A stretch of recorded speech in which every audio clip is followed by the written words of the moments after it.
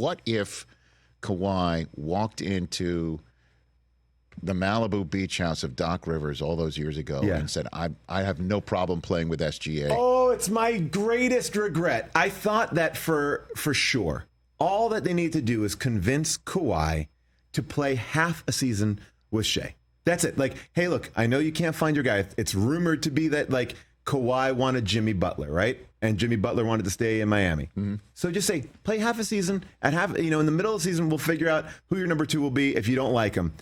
All I would have wanted was that. I think that I know we put all in and we got that big trade, but man, it would have been, I would have liked that so much more. It would have been great to see Kawhi and Shai. I heard a friend of mine gave me an analogy the other day, and I'm sorry if I'm not remembering who it was, if that person's out there watching or listening right now, equated Paul George to Allen Houston.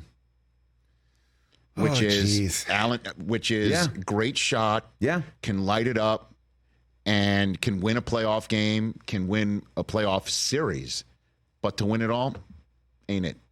And I don't know if that's a fair analogy or not. TJ, you can chime in as well as the resident Clipper fan here. I mean, Paul George is better than Allen Houston. You think? Yeah. Ooh. I think that Paul George... Absolutely. I think that Paul George is somebody that I really love. I support him as like a part of the Clippers team.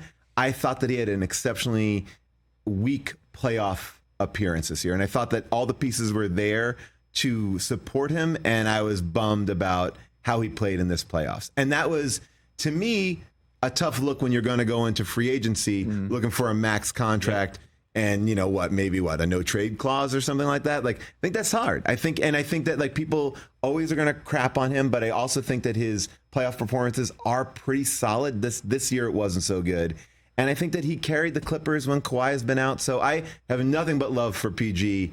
I just was disappointed with this year. Yeah, it was my buddy Tom LaSalle, who's a fellow Clipper fan as well. I mean, he threw that one my way, and I'm like, huh. Because if Allen Houston got the Knicks after Ewing got hurt in '99, to the NBA Finals, he really took care of the Pacers, and so I guess I'm slandering Paul George by saying don't slander Allen Houston. Yeah. You know what I mean? But Paul George more accomplished, better scorer, more all-stars, more all-defensive. But when it comes to the playoffs, I guess they're kind of the same guy. I mean, and I think that he gets his rep because, look, he has his podcast. He came out on the podcast and he was saying like, oh, we lost because we played too much like ISO ball. We didn't we didn't move it. The youth is here. I think there's a lot of excuses there. But you had Harden, who I think showed up in a major way. No question. A major I thought way. It worked out better than I thought it would. I agree. I think that when they put in Kawhi in Game 2, the reason why we lost Game 2 is because we put in Kawhi in Game 2. He wasn't ready for it. In Game 3, clearly not ready for it when you saw him hanging on that hoop and he couldn't even land on that knee. Yeah. I was bummed for Kawhi. I know he wants to play. I love the Clippers. When I really looked hard at those games, I what I saw when it comes down to it is we didn't score enough points. When it really comes down to it, I was like, we didn't score enough points to win those games. Paul Scheer here on the Rich Eisen Show. So the book called Joyful Recollections of Trauma, are the Clippers mentioned in this book? They are. I actually, I have a special thanks to Steve Ballmer and the Clippers organization. Look, I am a diehard Clippers fan. It's even hard for me to come on here and tell you my honest thoughts about the team because I don't want to publicly crap on the Clippers. I'm disappointed by this season a little bit. I wonder what we're going to be. I think we are moving into a new situation, and I love the Clippers. I'm a diehard fan. I'll always be a Clippers fan, and I thank Steve Ballmer in there. What I say thank you to Steve Ballmer and Ty Lue and the entire Clippers organization for making it all worthwhile. That's at the very end because it does. It keeps me going throughout the year. I love this. I'll tell you what, Ballmer is certainly we're about to see the FX version of the story involving Donald Sterling. That's about to hit, I believe, top of June, right? Yeah. We got Ed O'Neill. Ed O'Neill's coming in to promote it. I'm bummed out about this. The Clippers can't get out from this like terrible cloud. You have a Lakers show called Winning Time. Then you got this show called Clipped.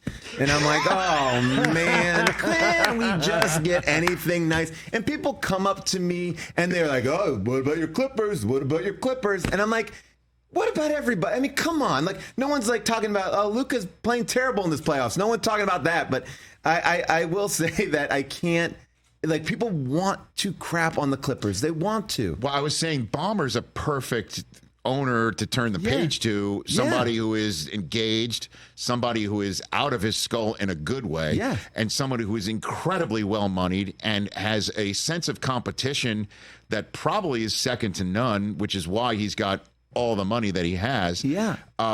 And so you just, and I like Ty Lue. Obviously there's a lot. Ty, I think I think the problem is like, how do you take this team to the next level? You have a lot of older players. Health. I mean, that's our thing that we've been saying for 4 years. We have the same problem, health.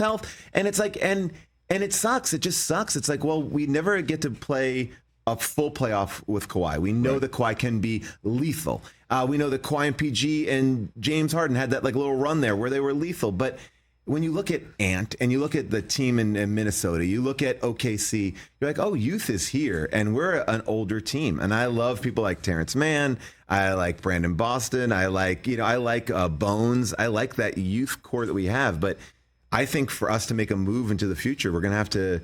I think we have to find that youth, that younger thing, because we do have a lot of older players. It's like, how many more years do all these guys have? Russ, Harden, PG. It's like they're all kind of on the tail end. And that, while it's a great construction of a team, it's just a team that doesn't play that much. Catch the Rich Eisen Show every single day on the Roku channel, 12 to 3 Eastern, for free.